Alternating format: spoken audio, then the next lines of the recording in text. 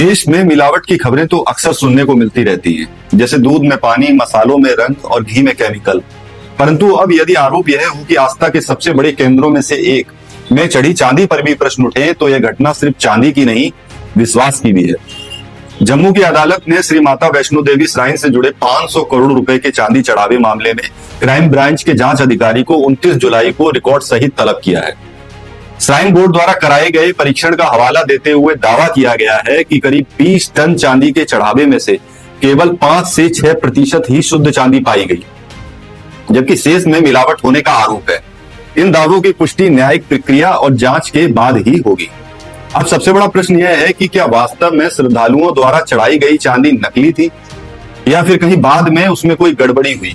यही वह प्रश्न है जिसकी तह तक पहुंचने की जिम्मेदारी जांच एजेंसियों और अदालत की है। इस मामले को लेकर राजनीतिक और सामाजिक स्तर पर भी कई तरह के आरोप लगाए जा रहे हैं। कुछ लोगों का आरोप है कि यदि चढ़ावे में शुरुआत से नकली चांदी नहीं थी तो यह भी जांच होनी चाहिए कि कहीं असली चांदी को बाद में बदल तो नहीं दिया गया। हालांकि इस दावे की अभी तक किसी जांच एजेंसी या अदालत ने पुष्टि नहीं की है, इसलिए इसे केवल अभी आरोप के रूप में ही देखा जाना चाहिए। आजकल ऐसा दौर आ गया है कि यदि कोई कह दे सब कुछ खरा है तो पहले उसकी भी जांच कराने का मन करता है।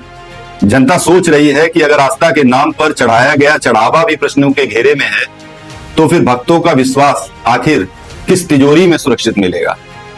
फिलहाल सच जो है वह अदालत की फाइलों में बंद है और आरोप सोशल मीडिया की टाइमलाइन पर दौड़ रहे हैं। इसलिए निर्णय आने से पहले किसी व्यक्ति, संस्था, सरकार को दोषी ठहराना न्याय संगत नहीं होगा। अब 29 जुलाई की सुनवाई पर सबकी नजर है। उम्मीद है कि जांच निष्पक्ष उतनी ही स्पष्टता से सामने आएगा जितनी श्रद्धा से भक्त माता के चरणों में दान चढ़ाते हैं।